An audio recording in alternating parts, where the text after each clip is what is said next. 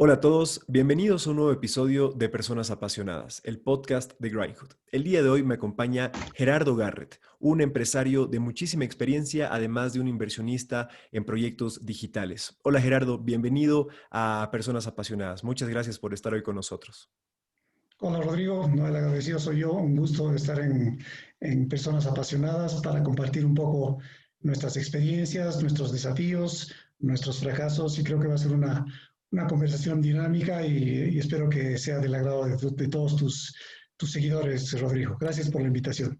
No, es un verdadero placer y más bien estoy seguro que sí. Acá nos gusta mucho hablar de la experiencia personal de todos nuestros invitados, ver justamente qué decisiones los han ayudado en su vida y qué decisiones les han demostrado cosas para mejorar. Entonces, justamente para que las personas puedan conocerte un poco mejor, ¿nos podrías comentar un poco de tus inicios en la vida empresarial, cómo fue evolucionando hasta llegar donde estás ahora? Claro que sí. Yo soy ingeniero electricista, me gradué allá en los años 80, el año 86. Estudié en la Universidad Técnica Federico Santa María en Chile y al volver a Bolivia, que siempre quise retornar al país para tratar de hacer cosas por nuestro país, empecé a trabajar en el sector público durante un par de años, hasta el año 92, eh, hasta el año 90, perdón. Y ahí entonces decidí hacer una maestría en administración de empresas y me fui a Estados Unidos por un par de años.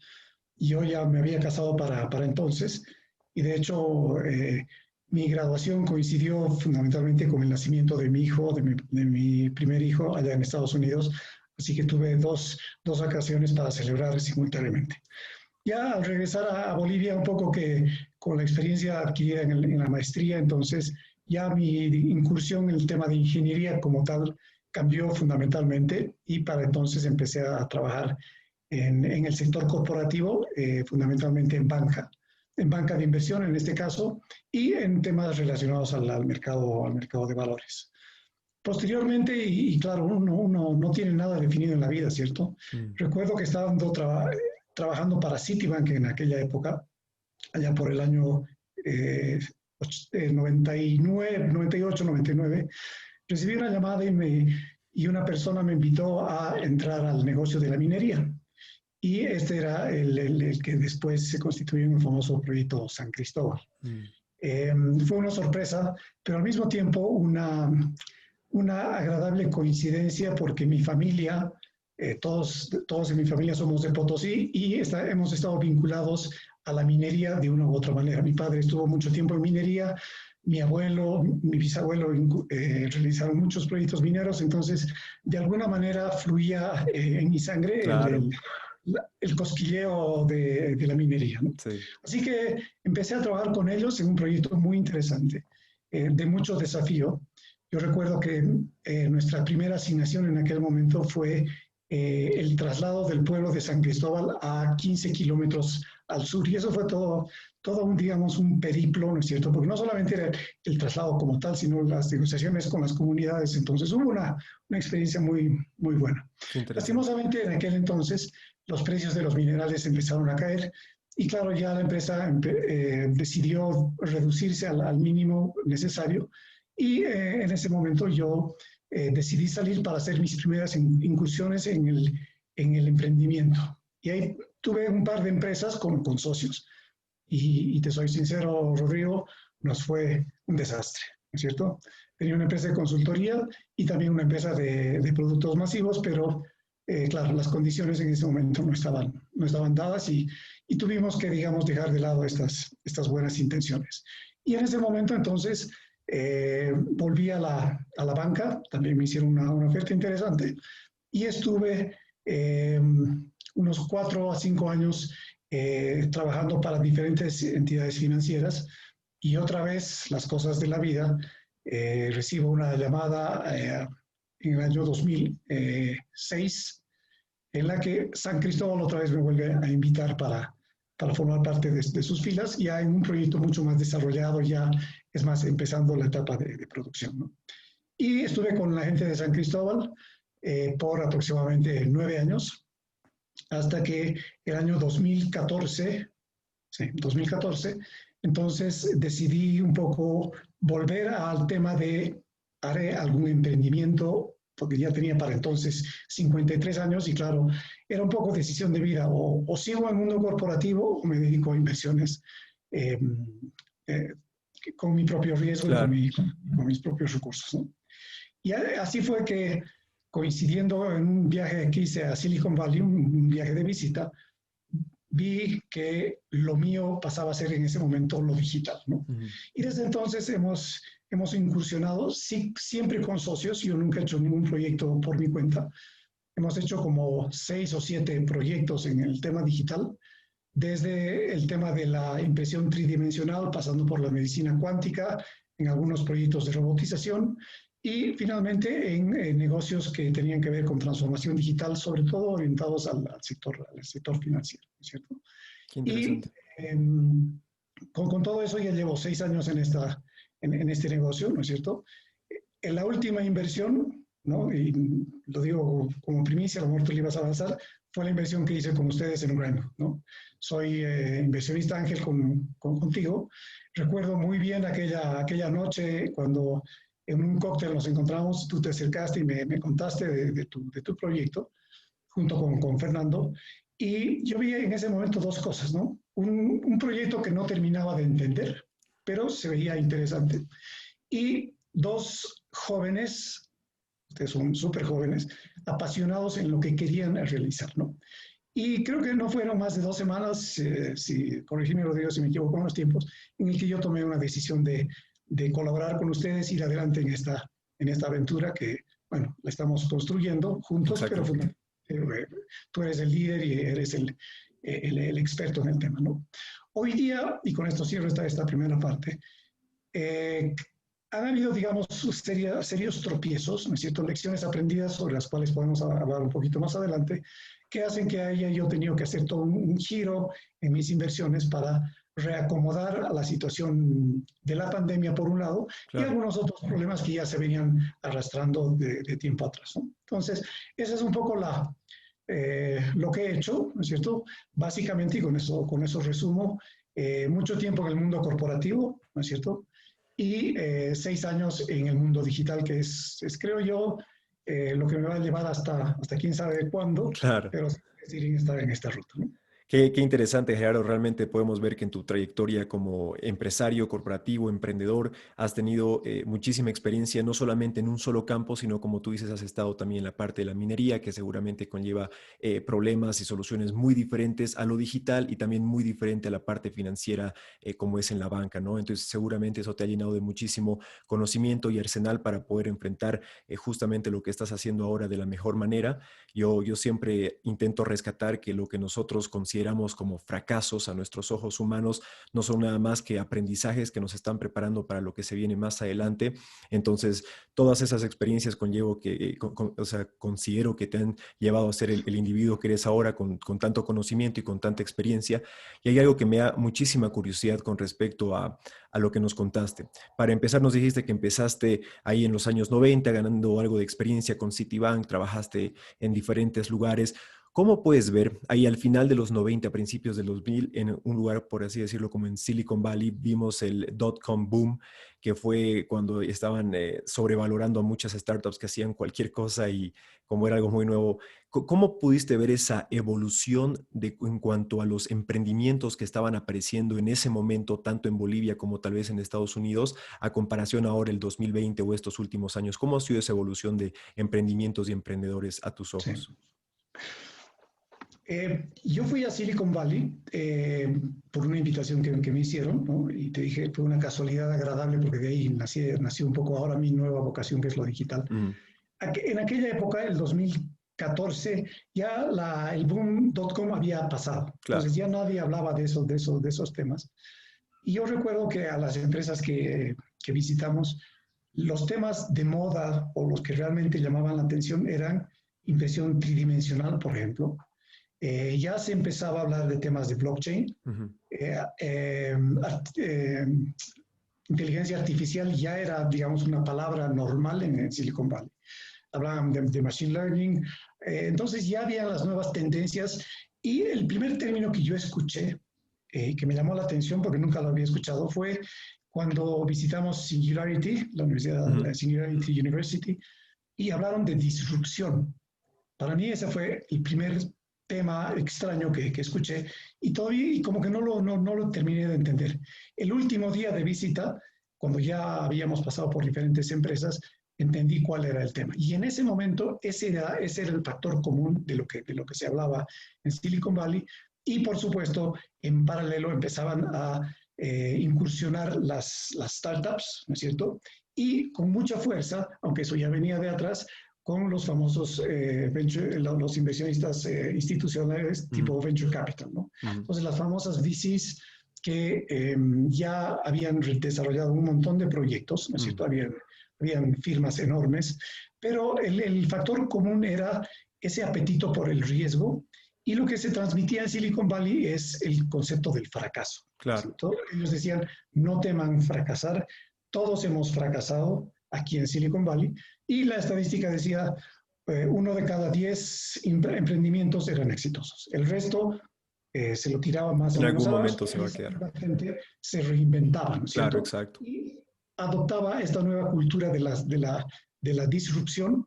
También se hablaba mucho de innovación. Entonces ya se había dado un cambio interesante, ¿no? Al llegar a Bolivia, digamos, con esas nuevas ideas, ¿no es cierto? Claro, aquí en Bolivia prácticamente había muy poco Mm. de todo eso, ¿no? Lo digital estaba muy, muy en pañales. Entonces, existía ya el desafío de hacer algo diferente en Bolivia sobre la base de ese tipo de experiencias. Claro. Y ahí me tocó ya conocer gente que estaba en este tema, muchos de los cuales terminaron siendo mis socios. Entonces hemos tratado de construir un mundo digital eh, eh, prácticamente de cero. Y hoy día, y posiblemente comencemos un poquito más allá, han habido grandes cambios en Bolivia para bien. Que queda mucho camino por recorrer, ni duda cabe, pero Claro. realmente Estamos encaminados. hemos avanzado, ¿no? Claro, sí. Y No, sobre que todo de la mano de la gente joven como ustedes, ¿no es cierto? No, me parece muy interesante y eso es justamente lo que se busca, no solamente acá en La Paz, sino en cualquier ciudad que está intentando agrandar y hacer crecer el ecosistema de startups tecnológico, digital, y justamente esa es la palabra clave para que una ciudad o algo así pueda salir adelante, es un ecosistema. No, no solamente se necesitan los emprendimientos, no solamente se necesita el conocimiento en la tecnología, sino es todo un ecosistema por detrás que son inversionistas, personas muy capaces de poder desarrollar esas innovaciones tecnológicas, emprendedores que estén muy animados a arriesgarlo todo para intentar conseguir un objetivo muy grande.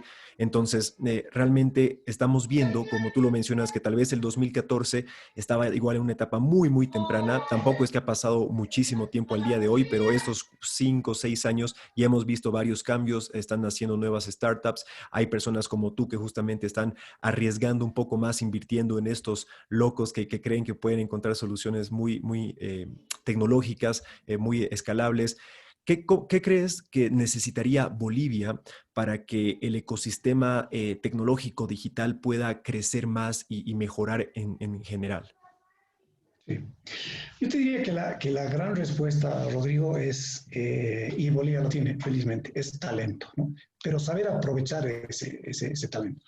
El tema digital, el tema de transformación digital, negocios digitales, en realidad es un tema de personas, ¿no es cierto? De Mm. personas capaces, personas arriesgadas, personas que sepan de lo que quieren hacer, tanto desde el punto de vista del emprendedor como tal, como de crear digamos, un conjunto de inversionistas que realmente puedan aportar Exacto.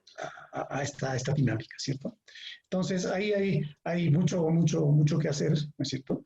Yo recuerdo, Rodrigo, que la primera gran iniciativa que yo escuché sobre temas digitales fue el año 2013, cuando un buen amigo mío, que era en ese entonces el director de Fundapro, Ujú.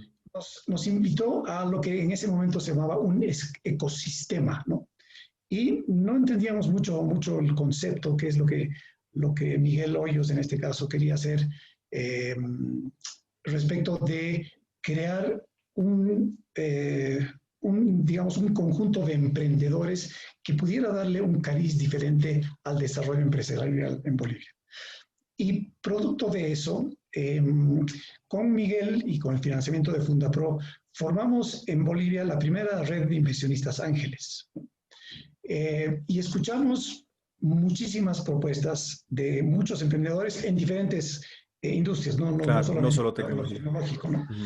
En agricultura, en finanzas, en tecnología, en turismo. Entonces, realmente vimos que el talento en ese momento nos estaba mostrando que había apetito de hacer cosas diferentes en Bolivia. Los ángeles en ese momento, los inversionistas ángeles, que era un grupo de unas 5 a 6 personas, resultamos siendo demasiado exquisitos en nuestras pretensiones. Entonces, a estos emprendedores que venían con muy buenas ideas, nosotros les exigíamos una serie de cosas, como por ejemplo flujos de caja, Mm. proyecciones. No era como hoy día, digamos, con un pitch, ¿no es cierto? Tú ya has enamorado a un posible inversionista, a un posible socio. En aquella época éramos, creo que, demasiado ingenuos para pedir muchas cosas. Claro, Y esa es, digamos, la primera lección aprendida de que en el mundo del emprendimiento no puedes estar mirando a un proyecto de factibilidad, ¿no es cierto? Hay que aterrizar en cosas concretas, percibir el riesgo y percibir los beneficios. claro. Producto digamos, esas experiencias, claro, esta red de inversionistas ángeles, que nació con muy buena intención, no prosperó y de común acuerdo decidimos cerrar. Pero claro, la experiencia Claro, valió muchísimo, ¿no? claro. Y fundamentalmente, y con eso cierro, ahí nos dio muchísima, digamos, satisfacción ver que en Bolivia había gente joven, gente con talento, ¿no? Y gente que estaba dispuesta a asumir riesgos de una manera diferente de lo que los que veníamos del mundo corporativo Claro, estábamos acostumbrados, ¿no? Así que claro. yo te diría, talento es lo que tenemos en Bolivia y eso tenemos que explotar. Estoy completamente de acuerdo, no solamente en cuanto a lo digital o a lo empresarial, sino considero que en Bolivia tenemos a personas muy capaces de lograr cosas muy importantes a nivel mundial, en arte, en deportes, en muchas cosas. Es simplemente de animarnos a creer que realmente podemos lograr estas cosas y salir adelante sin importar las limitaciones que podemos tener en el país o por el gobierno o la falta de recursos o lo que sea. Es intentar salir adelante y más bien considero que cada vez estamos demostrando ejemplos así. Tenemos en el caso de los emprendimientos a empresas como Yaigo, como Ultracasas, que están logrando cosas muy importantes, igual a personas que se están destacando en sus rubros. Entonces yo considero que a medida que pase el tiempo, más personas así o más grupos nacionales van a empezar a destacar y van a empezar a demostrar que realmente los bolivianos también podemos hacerlo. O sea, si personas en otros países pueden hacerlo, ¿por qué no nosotros? Es una barrera simplemente Exactamente. mental que tenemos que superar y algo que yo considero que puede acelerar mucho, en el caso hablando específicamente, ¿no?, de emprendimientos, es ese apoyo que tú mencionas de los inversionistas, porque hablando específicamente de empresas que puedan llegar a disromper algunos mercados y hacer cosas muy importantes, sabemos que este tipo de soluciones, ya sea para contratar a personas o por servicios en la nube o lo que sea, se necesita capital. Y muchos de estos emprendedores que están dispuestos a arriesgarlo todo para intentar sacarlo adelante, no digo que todos, pero muchos son jóvenes que tal vez ahorita no tienen hijos o no tienen familias o no tienen un montón de responsabilidades por detrás, que justamente por eso pueden darse el lujo de enfocarse al 100% al principio, que no puedan ni siquiera recibir un sueldo, ¿no? Entonces, es muy importante y de hecho es una gran parte de por qué Silicon Valley, incluso en la China, están creciendo tantos emprendimientos, es porque no solamente hay ese talento, pero por detrás están apoyando esas instituciones, incluso los mismos gobiernos están cediendo ese capital para poder intentar hacer crecer estos proyectos, ¿no? Estamos hablando de millones de dólares en muchos casos, millones y millones de dólares, porque realmente se demuestra que con la tecnología específicamente, si se inyecta este capital y tenemos un concepto realmente válido, la idea puede llegar a escalar y puedes tener una solución que miles o incluso millones de personas a nivel mundial puedan estar utilizando, ¿no es cierto? Entonces, tú eres una de las pocas personas, de hecho, yo como emprendedor me he encontrado un poco con esa barrera en Bolivia y hablando con otros emprendedores se encuentran con la misma, de que muchas veces las personas que tal vez puedan contar con algo de capital para invertir no tienen la mentalidad todavía de arriesgarlo, entre comillas, e invertir en este tipo de soluciones que pueden ser muy prometedoras, ¿no?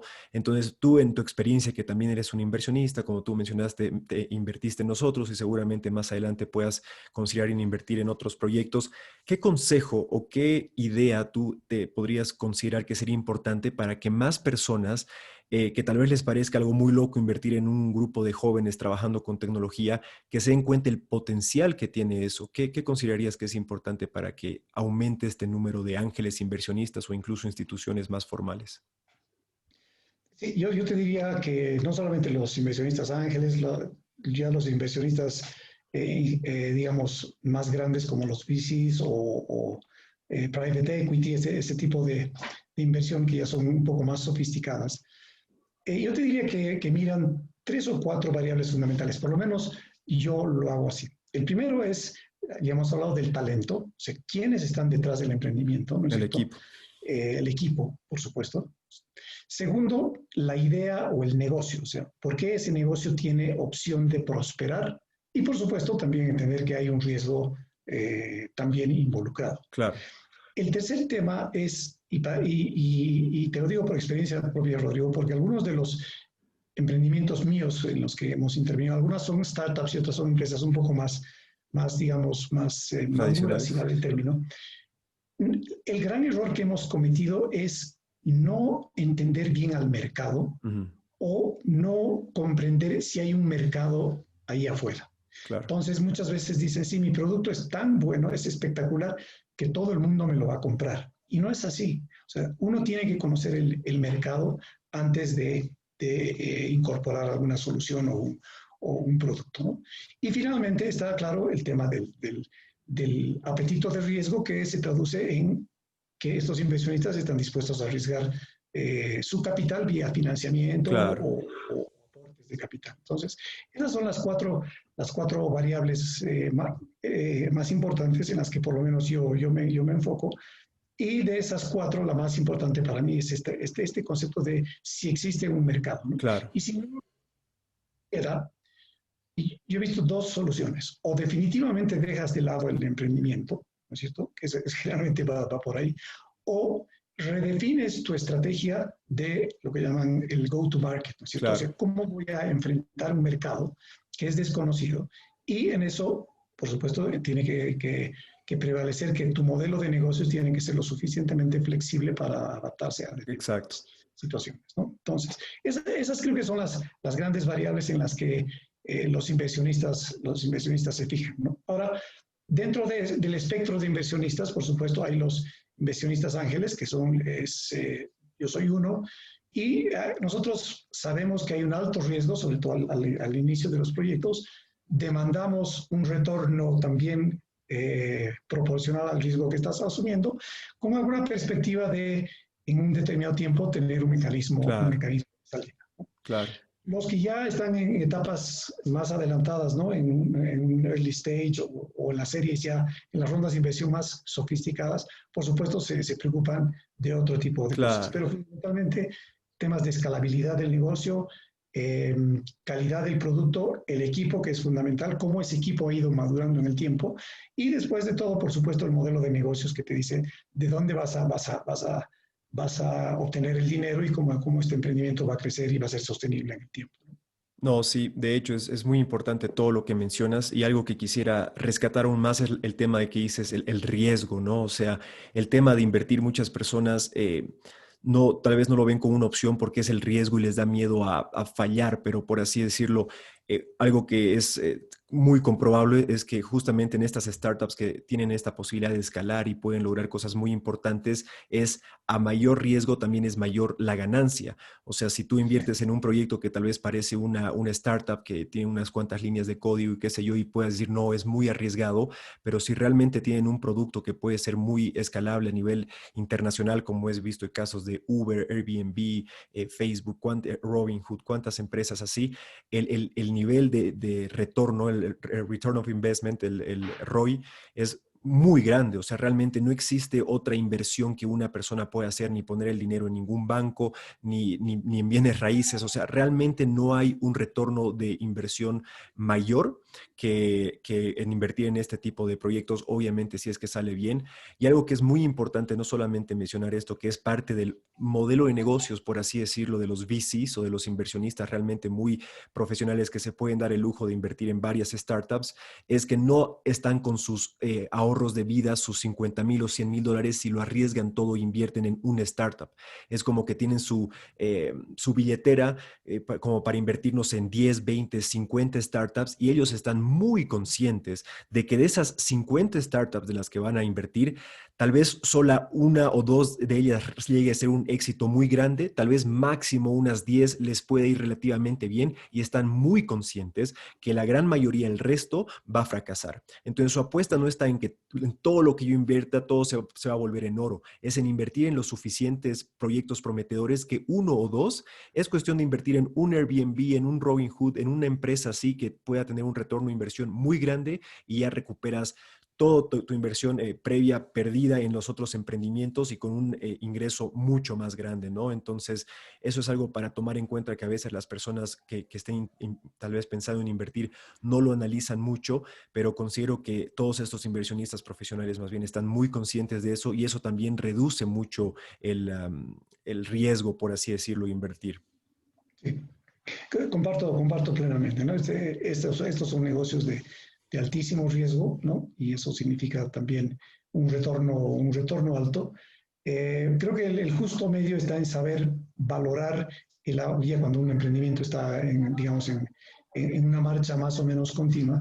Eh, Conocer exactamente las nuevas proyecciones, porque ese negocio tiene que seguir reinventándose, ¿no es cierto? Exacto. En la primera etapa te puede ir muy bien, ¿no es cierto? Pero tienes que ya pensar en la siguiente etapa, o sea, cómo hago crecer ese proyecto, qué otros beneficios le puedo dar a mis clientes, a lo mejor de ahí sacar algún otro emprendimiento, una especie de spin-off que tenga una visión diferente. Entonces, siempre el emprendedor, ¿no es cierto?, tiene que estar mirando un poquito más De hacia allá, hecho, ¿no? No quedarse tranquilo y contento y decir, pucha, qué exitoso que soy, ¿no es cierto? Sino miro qué otras oportunidades se vienen mañana, porque a la rapidez en la que se mueve lo digital y más aún después de la pandemia, todos estos negocios tienen que estar en constante evolución, sí, ¿cierto? realmente. A mí me preocuparía mucho el hecho de que, digamos, en nuestro emprendimiento Grindhood nos quedemos con lo que hoy día tenemos y decir, bueno, hasta aquí Claro. nos va a ir muy bien,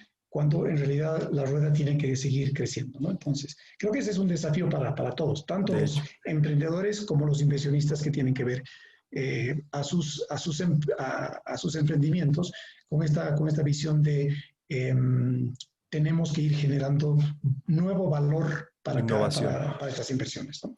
Es algo muy importante lo que mencionas, Gerardo. Es algo que todas las empresas tecnológicas, y es más, mucho de las tradicionales, igual intentan hacer para mantenerse relevante con el paso del tiempo, es la constante innovación.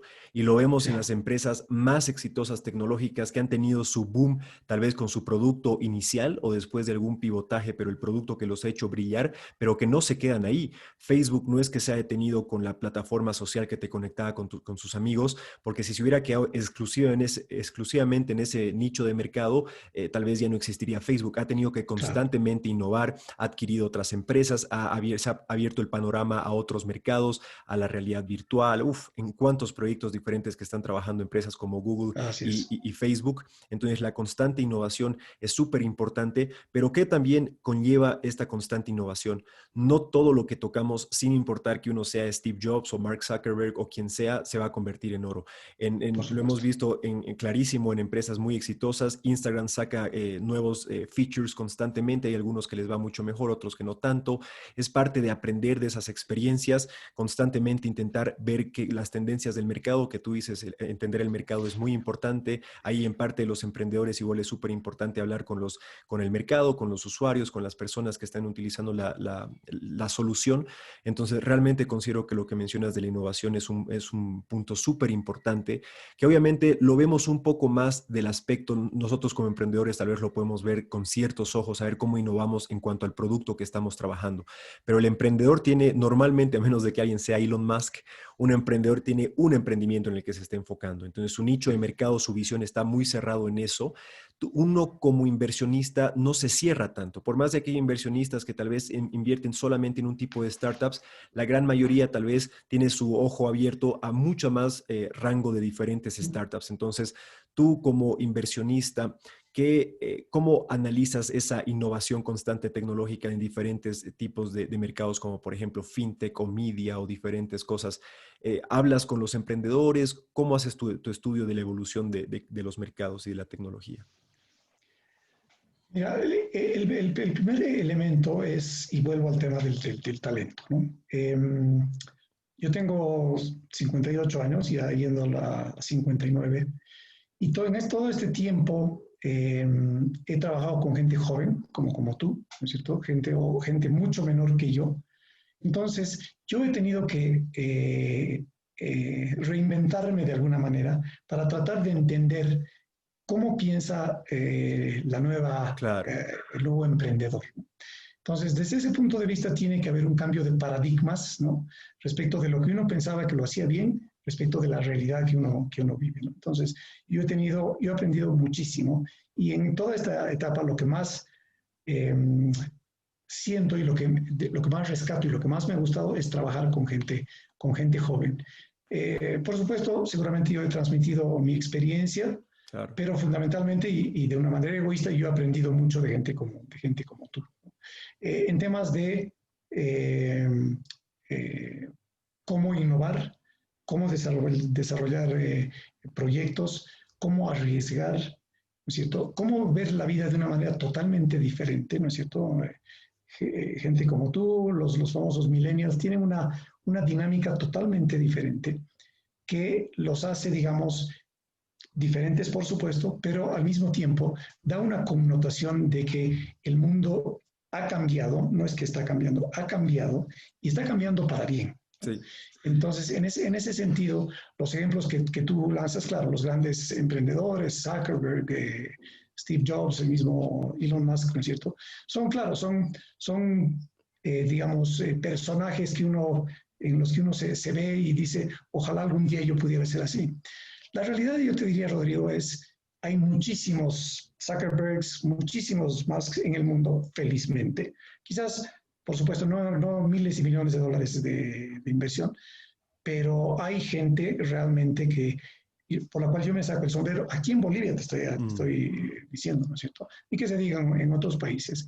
Y eso es lo que yo rescato, ¿no? Ese impulso, lo que se llama ahora esa atracción que se crea al desarrollar este tipo de negocios, hace que uno digamos, vea el mundo con mucho más optimismo y además en esta dinámica de cambio que cada vez es más acelerada, la pandemia nos ha hecho cambiar más rápido de lo mm. que queríamos. Se habla de cuándo llegaremos a la nueva normalidad. Yo no sé si algún día llegaremos a eso o simplemente el cambio nos va a decir, en realidad, así tenía que ser, así se tenía que haber dado Claro. esta situación y sobre esa base seguimos construyendo, ¿no? Entonces, insisto, el talento, la capacidad, la forma de hacer las cosas, ese es lo que yo destaco, ¿no? Lo tecnológico viene, por supuesto, es absolutamente importante, pero para mí es secundario, porque la tecnología siempre va a estar, va a progresar, pero si no hay gente que sepa aprovechar de esos recursos, Claro. muy poco camino vamos a ver recorrido, ¿no? Es muy cierto. Y considero que cada vez más en Bolivia y en países no tan primermundistas que están con esa innovación constantemente, pero cada vez está llegando más rápido. Sale cualquier convocatoria, cualquier nueva tecnología en la que se está trabajando. Las personas que están muy apasionadas en esos temas al día siguiente ya están viendo de qué se trata. Entonces considero, por ejemplo, hay un lenguaje de programación desarrollado por Google que se llama Flutter, ¿no? Que ha Uh ganado -huh. muchísima popularidad. Realmente es un lenguaje muy nuevo a comparación de otros. Y acá en Bolivia la comunidad de desarrollo de Flutter está creciendo de una manera increíble. Los productos que se pueden desarrollar con ese lenguaje de programación son realmente increíbles, manejan muy bien igual la parte del diseño y te ayuda muchísimo a no tener que estar desarrollando en lenguaje nativo de iOS para iPhones y para Androids. Entonces Sí, realmente esa tecnología que en otro momento tal vez hubiera tardado un montón de tiempo en llegar a Bolivia, que las personas se enteren, acá ya está ganando muchísima atracción y eso simplemente considero que puede ser muy prometedor para el futuro y es tal cual lo que tú dices, no es tanto la tecnología, sino son las personas, ¿no? O sea, el talento que tenemos en Bolivia. exactamente, Entonces exactamente. hay que saber cuidarlo bien, hay que saber aprovechar también esa parte, que no haya esa fuga de cerebros masiva y que más bien los emprendedores o las personas apasionadas que se están destacando intenten traer esas soluciones a Bolivia y considero que así la situación puede ir mejorando, ¿no?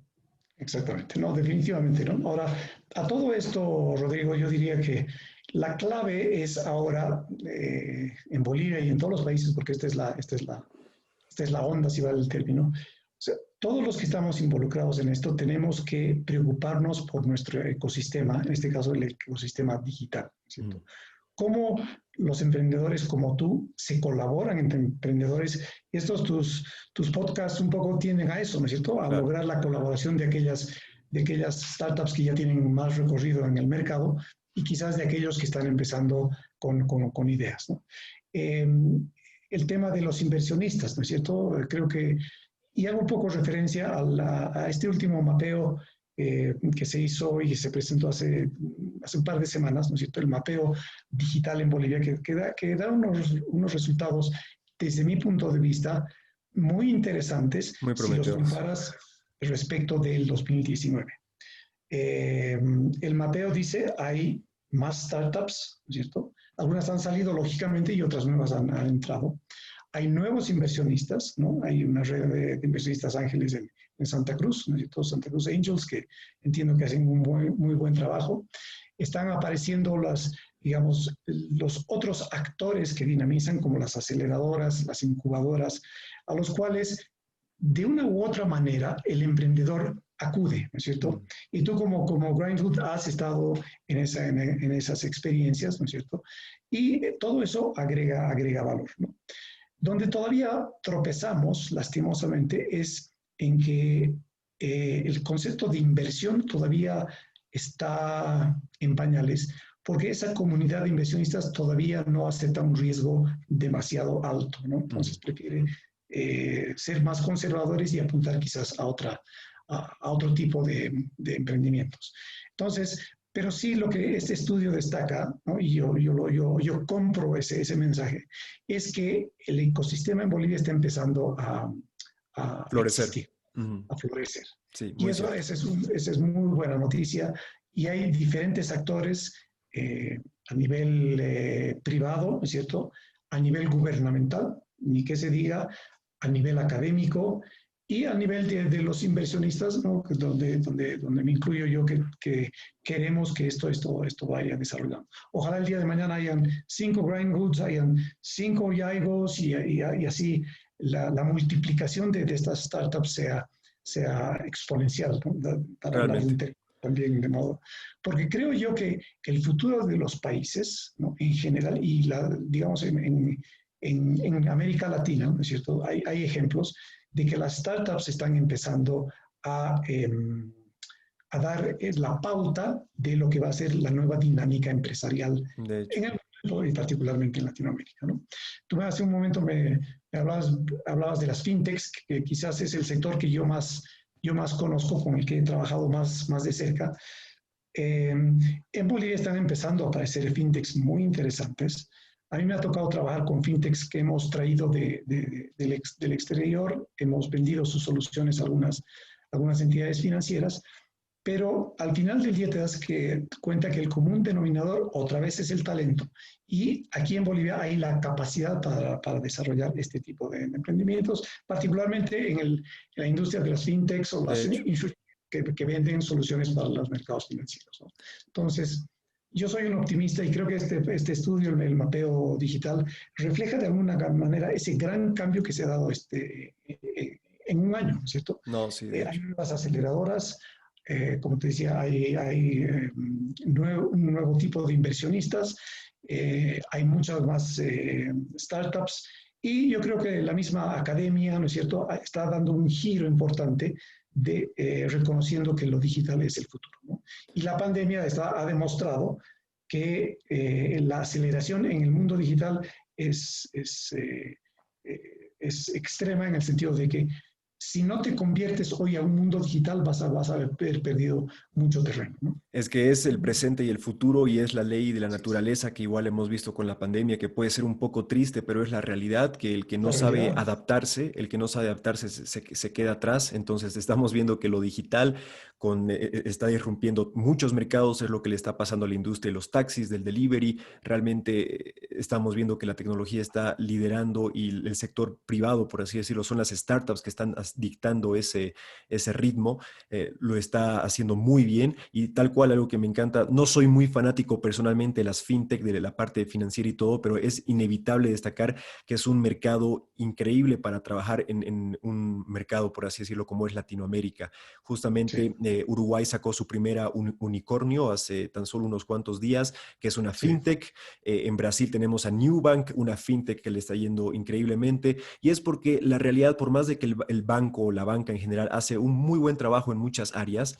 es tan complejo, es tan grande la parte de banca, o sea, hay tantas cosas que hay que ver, que es inevitable que una sola identidad tal vez encuentre soluciones a todos los problemas que conlleva la banca. Entonces, estas startups de fintech están encontrando soluciones muy innovadoras que están viendo incluso en otros mercados, en países como en Brasil o en la India, donde hay tantas personas que tal vez no tienen ese acceso para ir al banco, están encontrando estas soluciones.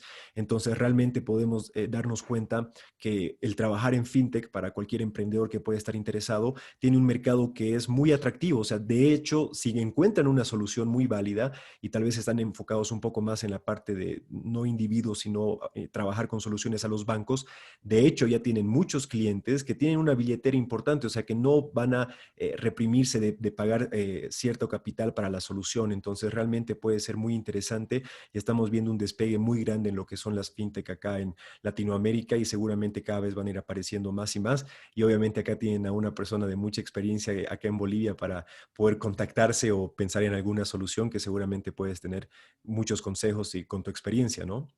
sí. Y sobre eso, digamos, han aparecido muchas nuevas oportunidades, ¿no es cierto? Otra vez, no sé si coincide con la pandemia o no, pero todo lo que es, digamos, la health tech, ¿no es cierto? Todo lo que es medicina, la tecnología aplicada a medicina, la telemedicina que hoy día está de moda, ¿no? Eh, en temas de educación, ¿no es cierto? Vemos que ahora toda la educación es virtual, ¿no? Realmente. Cómo los jóvenes, los estudiantes han tenido que cambiar, ¿no es cierto? Pero fundamentalmente, y creo que esta es la parte que no necesariamente se reconoce, cómo los profesores han tenido que cambiar, ¿no es Ujú. cierto? A enseñar en nuevas plataformas, ¿no es cierto? Plataformas digitales que por supuesto son muy útiles, pero el cambio que estos profesores han tenido que dar para mí es asombroso, ¿no es Sí, cierto? Eh, Está el tema de todo lo que es agricultura, ¿no? Toda la tecnología aplicada a agricultura es un mundo aparte, ¿no es cierto? sí, realmente. Estamos un poco acostumbrados a lo digital relacionando con lo tecnológico, pero aquí Claro, o hay sea, software. muchos más desarrollos, ¿no es Sí, cierto? La industria financiera, ya hemos mencionado, ni duda cabe, las fintechs están revolucionando el mundo. Muchos bancos se han opuesto o se oponían a entregar, digamos, cierto tipo de información a estas fintechs y eso hizo que muchos de ellos se retrasaran, ¿no? Otros más agresivos han logrado integrarse mejor con las fintechs y creo que en general los resultados han sido positivos. Tú mencionabas un par de bancos, los bancos digitales, ¿no? En Brasil, en Inglaterra, ¿no? El boom de los bancos digitales es enorme. Esa es un poco la tendencia, ¿no? Entonces, tenemos que estar siempre informados en lo que se viene, en lo que tenemos que hacer y los desafíos son infinitos, ¿no? Ahí, felizmente son infinitos, ¿no? Hay desafíos y oportunidades para exacto. mucha gente. Y ahí cada uno tiene que aprovechar dónde mejor puede, dónde mejor se siente y dónde mejor puede desarrollar sus capacidades. Exactamente. Exacto, muy, muy cierto, Gerardo. Algo que de hecho destaco mucho del poder trabajar contigo es que tú eres un inversionista que también ha pasado no solamente por la parte corporativa, pero sino que tú también te has ensuciado las manos en la parte emprendedora, has tenido que hacer Sí, seguramente investigación de mercado, incluso has tenido algunas experiencias no tan positivas, por así decirlo, resultados que no así es. necesariamente buscadas, y eso le da, a mi punto de vista personal, mucho valor a la persona con la que estás trabajando, porque es muy diferente con una persona ha pasado un poco por esa trayectoria y se pueda poner en tus zapatos y entender. Entonces, ¿nos podrías comentar un poco cómo te ayudó a tener tu visión de inversionista, por así decirlo, ser el inversionista que eres, pasar por esa etapa de emprendedora? Yo te diría, Rodrigo, que yo he empezado como emprendedor, ¿no? Ujú. Y ese fue siempre mi foco, o sea, emprender, arriesgar, hacer cosas innovadoras, cosas novedosas. El primer emprendimiento mío, insisto, siempre con socios, porque dije, el socio conoce el negocio y yo no lo conozco. Fue un buró de impresión tridimensional y el error que cometimos, ¿no? Y nos dimos cuenta, no, nos dimos cuenta temprano, pero insistimos demasiado y tarde salimos, que, como te decía a un principio, no teníamos mercado y Claro. no queríamos aceptar esa realidad. Al final del día, claro, los números fueron siempre rojos y lo mejor al final del camino era cerrar esa empresa. Luego incursionamos en algunos otros 2 o 3 emprendimientos, ¿no? Ahí lo que falló fue el tema de el modelo de negocios, ¿no? Ujú. Ya habíamos dicho que sí, que habíamos identificado el mercado, pero nuestro modelo de negocios, el llegar al cliente, fue muy complejo, ¿no? Muchas de las propuestas nuestras seguramente no tenían el valor Claro. suficiente o la propuesta de valor no era la adecuada. Hizo que evidentemente no tuviéramos eh, el éxito que quisiéramos, ¿no? Y en otras empresas ya sí, en las que te digo que cuando trabajamos con las fintechs, ahí sí la experiencia fue muy positiva. Yo te diría que nos fue bastante bien. Y de ahí rescatamos básicamente 2 cosas.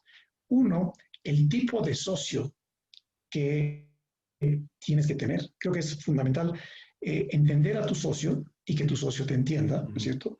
Que ojalá haya una visión compartida y cuando no la hay o cuando un socio quiere ir a la derecha y el otro a la izquierda, ser lo suficientemente honestos para decir es momento de no seguir Claro. adelante, ¿no? Porque esas divergencias eh, crean muchas fricciones y las expectativas a veces también son divergentes. Claro. Entonces, también, no te digo, tienes que saber elegir a tu socio. Yo te diría que esa es parte además de la realidad. El tener un socio también es riesgoso. Yo te diría que cuando estás con un socio, te has casado con tu socio, Sí. también tienes que saber establecer el momento en el que hay que divorciarse. Claro. Y eso Muy cierto. no es fácil, ¿no? Entonces, parte esa es la lección aprendida.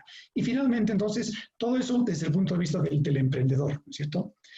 Pero siempre existe el espíritu del inversionista. Ujú. Entonces, si alguien viene y me propone un negocio que yo jamás lo había sospechado que existiera, como Grindhood, claro, lo menos que puedo hacer es prestarle atención, mirar su potencial, entender el negocio, reconocer que en el caso nuestro, seguramente yo nunca voy a manejar Grindhood, ¿no es cierto? Pero sí voy a acompañarte a ti como CEO para que este emprendimiento sea exitoso y que juntos construyamos esto. Entonces, el inversionista tiene que, creo yo, tener, digamos, la habilidad para delegar en un tercero y confiar en ese tercero de que las cosas puedan ir de una manera adecuada.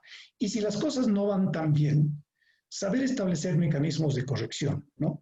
Eh, Tanto como acciones correctivas propiamente tal, como dinámicas diferentes que hagan que ese negocio a lo mejor tenga que ser Claro. reimaginado, reinventado, reestructurado, como quieras llamarle, bajo la perspectiva de que todavía tienes camino por recorrer y que no todo el camino, el roadmap que tú has diseñado desde un principio tiene que cumplirse a rajatabla, sino que todo lo contrario, ese camino se lo hace al andar, ¿cierto? Constante adaptación. Constante adaptación, absolutamente. Y esa es la dinámica en la que hoy día estamos. tanto los que emprendemos como los que invertimos, ¿no?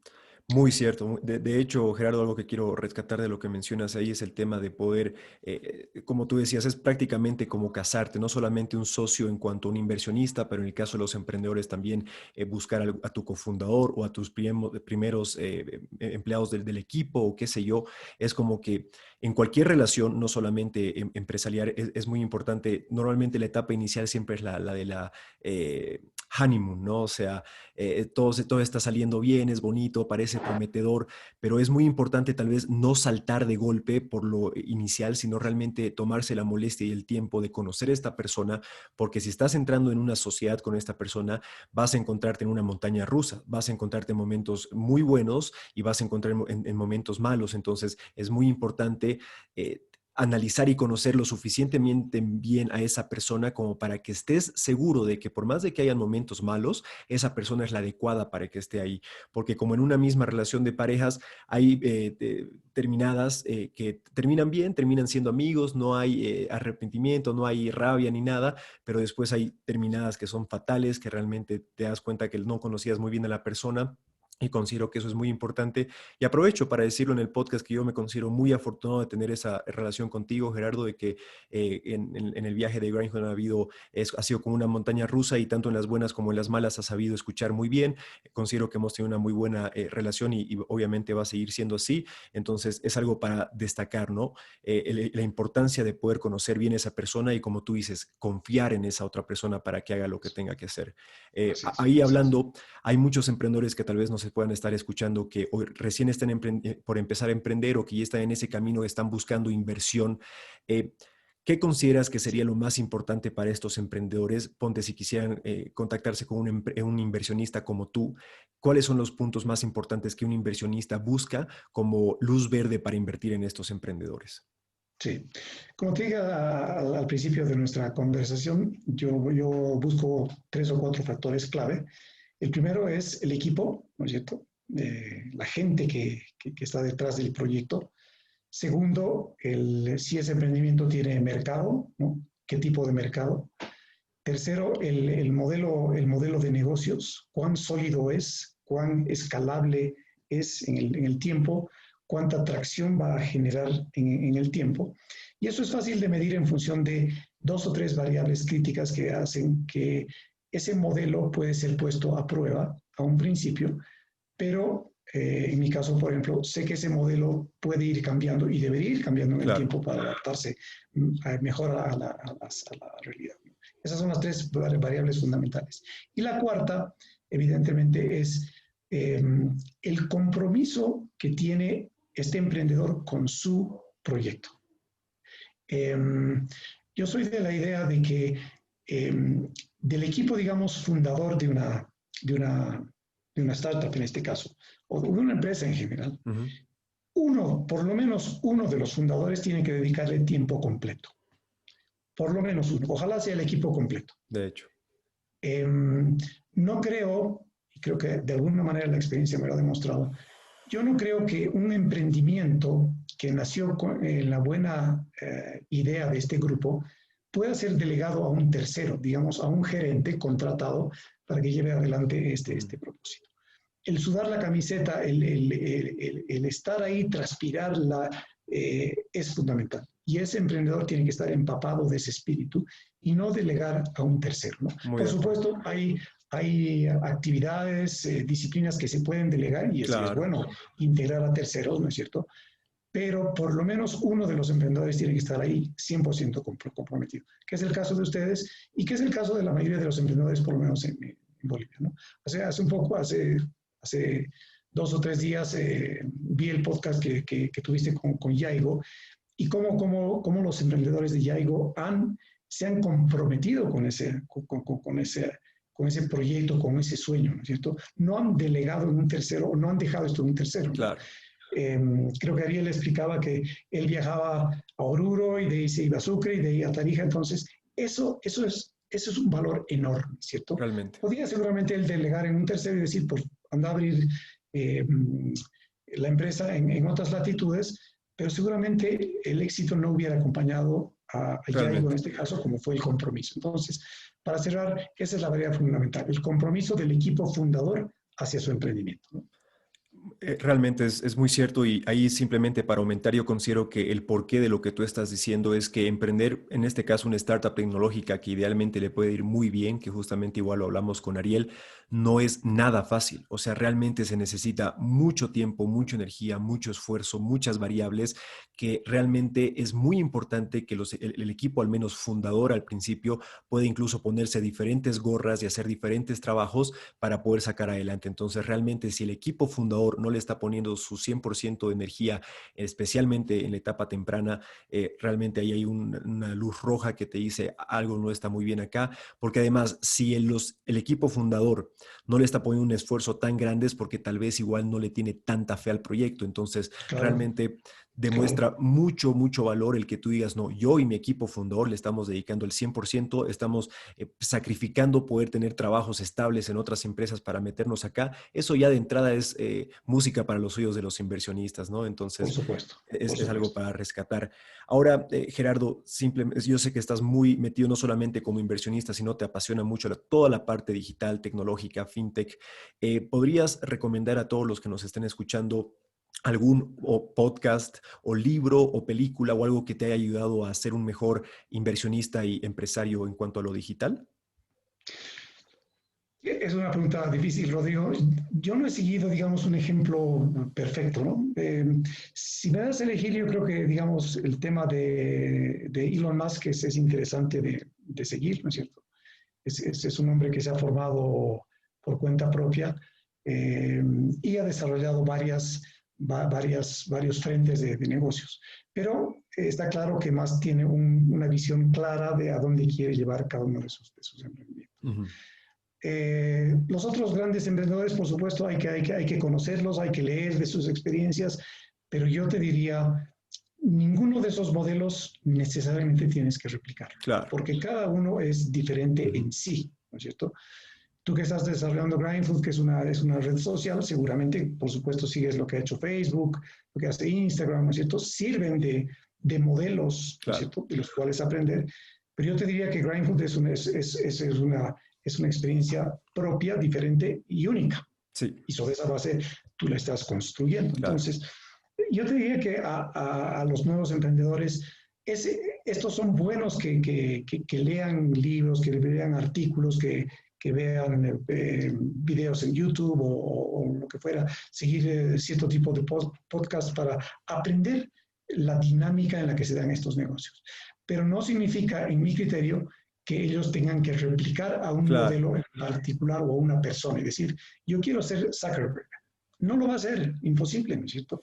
Él tiene su propia identidad, su propia idiosincrasia, su propia manera de hacer las cosas y eso tiene un valor incalculable, ¿no es cierto? Sí.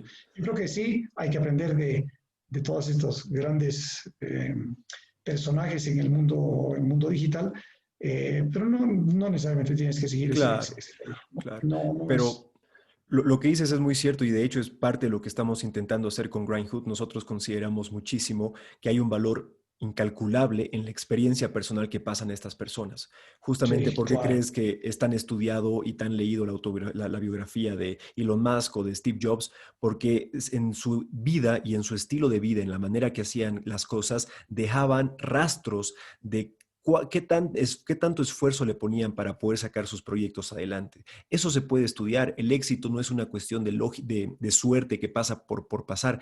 Es mucho esfuerzo que se ha puesto y ese esfuerzo se lo puede analizar. Entonces, realmente con Grindhood ahora lo que estamos intentando hacer es aliarnos con estos emprendedores muy destacados como Ariel Valverde, Claro, como los de tu gerente, para que realmente puedan ir compartiendo lo que están haciendo, el gran esfuerzo que se necesita para sacar adelante ese proyecto y que justamente los nuevos emprendedores puedan aprender y estudiar de lo que están haciendo, tanto de lo que da absolutamente. resultados positivos con lo que tal vez no funcione. Y obviamente, como tú dices, no es que es copiar a este emprendedor y volverte esa persona, es agarrar Sí, lo que te sirve de su experiencia e implementarlo en tu vida. Eso así considero es. que tiene un valor muy grande y esperemos que ese sea el valor diferenciador principal que pueda tener Grindhood, ¿no? Entonces, Comparto contigo, Rodrigo, digamos, en nuestro ecosistema boliviano, claro, hay figuras que destacan, ¿no es cierto? Ariel, Yaigo, Jordi en Ultracasas, Carlos Gordán, conocemos a Jordi, eh, y que realmente son referentes y que ellos están dispuestos a compartir sus experiencias con terceros. Pero dicho eso, no necesitan ser imitados en su plenitud, ¿no es cierto? Ellos, como todos nosotros, seguramente han cometido sus errores y también han tenido sus éxitos. Claro. Entonces, de eso tenemos que tener el equilibrio para aprender, ¿cierto? Y eso, y eso es, esa es parte del ecosistema, ¿no es cierto? Cómo nosotros mismos aprendemos de nuestros colegas Muy cierto. y cómo nosotros estamos dispuestos a colaborar, ¿no es cierto? Yo creo que yo soy un defensor de la competencia. Tiene que haber competencia, ¿no es cierto? Competencia sana, por supuesto. Claro. Pero esa competencia puede ser perfectamente relacionada con un espíritu de colaboración entre competidores, porque al Claro. final del día los dos pueden ganar creando, digamos, un espíritu de colaboración mutuo y además que a lo mejor les permite desarrollar nuevas ideas en conjunto o por separado, pero seguro que eh, cada uno va a salir con un valor agregado mayor, Al ¿cierto? 100%. Así que yo diría que ese es un poco el concepto de colaboración al interior del concepto de competencia es fundamental, ¿no? Y no decir mi competidor, entonces lo tengo que destrozar, ¿no es No. cierto? No debería ser el objetivo destrozar a tu competencia. Creo que competidores sanos, leales, los dos pueden ir adelante y qué mejor si los dos se colaboran, ¿no? No, claro que sí, porque además, ponte, si no existiera la competencia, si todos fueran muy flojos como para empezar nuevos proyectos, cualquier solución que haya logrado lo mínimo necesario para tener un mercado no se esforzaría al máximo para constantemente seguir mejorando, innovando, y eso solamente Así es, resulta en algo peor para el mercado, para las personas, ¿no? Entonces, exactamente. la competencia es muy necesaria, nos ayuda como individuos de cada equipo a mejorarnos, ver cómo ellos están haciendo tal vez algunas cosas y eso que nos inspire a nosotros también a mejorar y es como una cosa mutua que se va mejorando, va mejorando la situación. Entonces, Así palabras muy es. sabias, realmente, Gerardo, se nota que toda tu experiencia ha brindado este gran conocimiento en toda la parte digital, de emprendimiento, de inversión. Y como para ir cerrando un poco este episodio que considero que ha sido un episodio de muchísimo aprendizaje con muchas perspectivas diferentes, ¿qué consejo le podrías dar, hablando específicamente un poco más a esa persona que tal vez tiene algo de capital guardado que podría estar pensando, no sería tan mala idea invertir en estos proyectos que realmente pueden ser muy prometedores? ¿Qué consejo les podrías dar a estos inversionistas para que no necesariamente de una se animen a invertir por completo, ¿no? Pero para que puedan hacerlo de una manera segura y además que sea una etapa en su vida que disfruten el ser inversionistas? Sí. Creo que la palabra mágica es atreverse, ¿no? Pero es un atrevimiento en el buen sentido de un análisis previo, el conocer el negocio al que eventualmente estás entrando y tener una perspectiva de salida, Ujú. ¿no es cierto? Llámese que venga un grande y te compre, o que con sus socios establezcan un mecanismo de salida en el tiempo. O eventualmente ese inversionista a lo mejor es un inversionista de largo plazo que quiere acompañar la Claro. empresa. Pero básicamente yo diría que al inversionista hay que ofrecerle algún mecanismo de salida. No garantizarle, porque no se puede garantizar No, nada, pero sí decirle, mira, bajo estos dos o tres esquemas de salida, tú seguramente tu inversión la vas a recuperar. Entonces, el concepto de atreverse además tiene un tema de estar dispuesto a asumir un riesgo diferente del que tú conoces habitualmente, ¿no? mm, Estos negocios son de alto riesgo, de alto impacto y si las cosas van bien, de alto retorno. exacto. Entonces, uno tiene que balancear el concepto riesgo-retorno, ¿no es cierto? La famosa ecuación de finanzas 1.0, riesgo-retorno es la clave, ¿no? Entonces, esta gente que puede tener un exceso de capital o está dispuesto, digamos, a hacer algo diferente, debería analizar lo que yo te decía hace un momento, en mi criterio los tres grandes conceptos, ¿no? Mercado, modelo de negocios, equipo, ¿no? Equipo. Equipo, talento, ¿no? Sí, muy cierto. De hecho, esperemos que la parte, el ecosistema en general, pero hablando específicamente de los inversionistas, igual pueda crecer, que los inversionistas se destapen un poco de esos temores y que más bien vean la gran oportunidad que tienen emprender, invertir en este tipo de emprendimientos.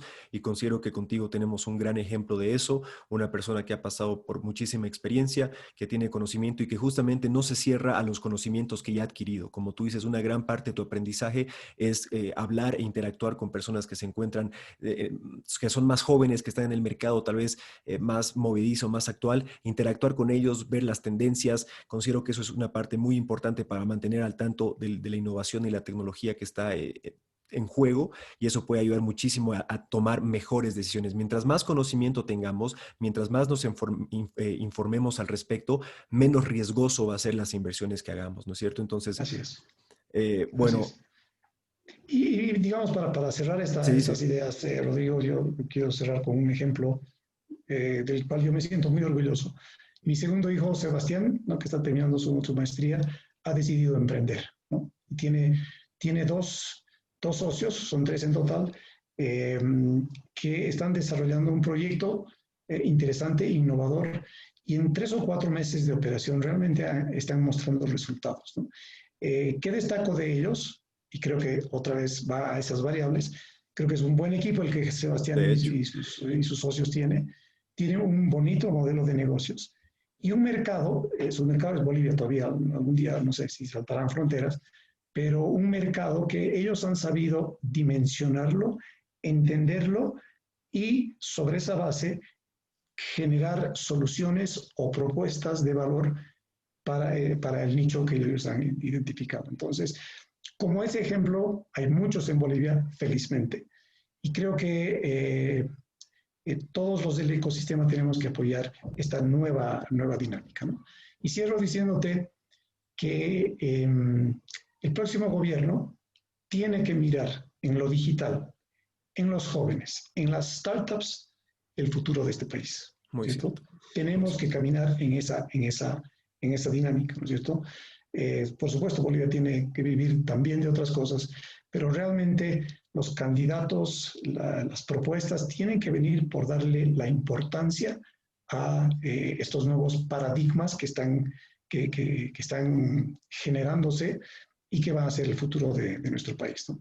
Muy cierto. Palabras muy sabias, Gerardo. Realmente hay algunas personas que tal vez piensen, pero ¿para qué eso? Solamente darle plata para que se hagan personas ricas. Realmente, si vemos por detrás el impacto que pueden tener estas startups y realmente puedan llegar a crecer, la cantidad de personas que contrata, la cantidad, ponte, cualquier emprendimiento que le vaya muy bien y que tenga sus oficinas en Bolivia, impositivos, de temas de traer talento de otros países a Bolivia. Solamente obviamente siempre hay algunos aspectos tal vez algo negativos, pero en general que emprendimientos bolivianos empiecen a crecer y realmente a lograr cosas muy importantes, solamente pueden traer cosas muy positivas al país. Entonces realmente esperemos que sea así, esperemos que quien sea que pueda salir de presidente tenga un enfoque para incentivar a que más personas empiecen en este camino que es muy prometedor. Y bueno, te agradezco muchísimas gracias, Gerardo, por tu tiempo. Considero que han sido palabras muy sabias las que has compartido con todos nosotros hoy día. Muchísimas gracias por todo, Gerardo. Gracias a ti, Rodrigo. Un gusto compartir contigo esta hora. Y mi mensaje final es, sigamos soñando. Sigamos Tenemos un soñando. Muy futuro lindo. Sí. muy lindo. Y bueno, Gracias, Rodrigo. gracias, Hasta, Gerardo. hasta Muchas pronto. gracias a todos por escuchar. Nos vemos la siguiente semana en un nuevo episodio. Gracias, Gerardo. Que estés bien. Nos Gracias, vemos. Rodrigo. Chao, Chao, chao. chao. Chao, chao, chao, chao.